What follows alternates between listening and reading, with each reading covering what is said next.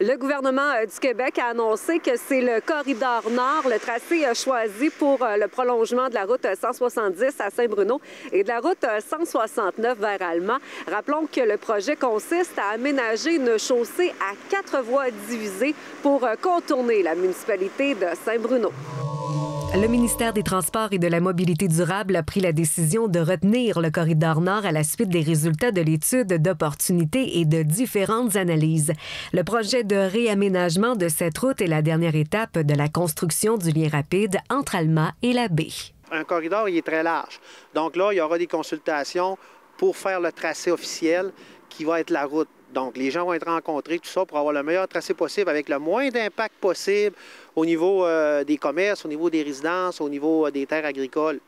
Donc, ça, c'est le ministère des Transports qui va faire ça là, au cours des prochains mois. Je tiens aussi à mentionner que la municipalité de Saint-Bruno aussi va être impliquée aussi, parce qu'il y a quand même la municipalité de Saint-Bruno qui a tout l'aspect sécurité aussi dans Saint-Bruno. Hein? Il y a beaucoup de transports lourds qui circulent à Saint-Bruno, qui revient vers Alma. Donc, ça, c'est un élément extrêmement important. L'enjeu de sécurité est l'élément le plus important. Puis moi, je l'ai toujours dit, il faut qu'on trouve un moyen de sécuriser la rue principale à Saint-Bruno. Il y a des traverses d'écoliers. Il y a aussi tout l'aspect du rang 6, le rang du fromage. Une telle décision ne fait pas nécessairement l'unanimité chez tous les élus, mais quoi qu'il en soit, la mairesse d'Alma est plus que satisfaite de ce choix pour plusieurs raisons. Je l'avais dit en arrivant en poste, c'était un dossier que je voulais qu'il avance, sur lequel j'allais beaucoup travailler. Le dossier avance et a enfin pris, je dirais même sa direction. Et le corridor nord, bien, c'est tout à fait logique parce qu'on a, on le sait ici, une problématique de sécurité qui est extrêmement importante. C'est 75% de la population, de la circulation, des gens qui vont prendre l'autoroute Alma-la-Baie, qui provient du secteur d'Alma, qui provient du secteur nord aussi de la MRC.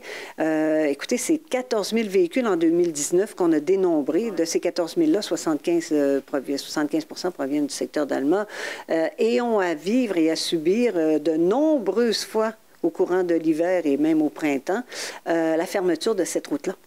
Donc, moi, je pense qu'on a pris là une décision judicieuse qui a été bien, à mon avis, étudiée.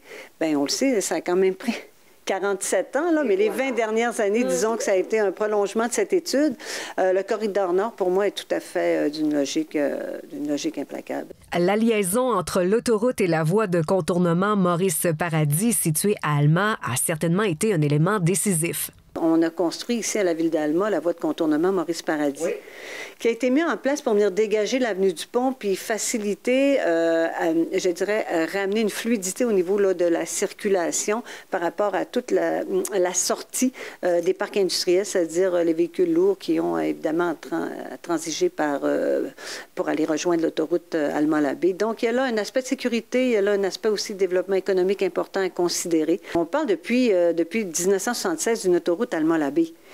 Donc, je pense que le point central de cette autoroute-là doit être la ville la plus importante de la région du Lac-Saint-Jean, qui est Alma. D'ailleurs, on l'appelle l'autoroute de l'aluminium. C'est pas pour rien. On a une aluminerie ici à Alma. Il vient sécuriser tout le déplacement de nos automobilistes. Il vient régler en grande partie la problématique de poudrerie.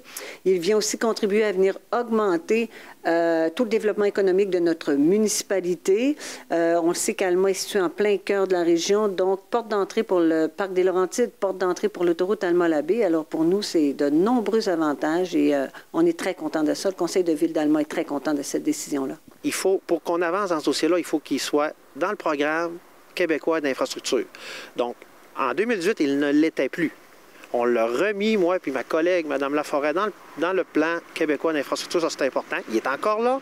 Donc là, on avance. Puis ça fait 40 ans.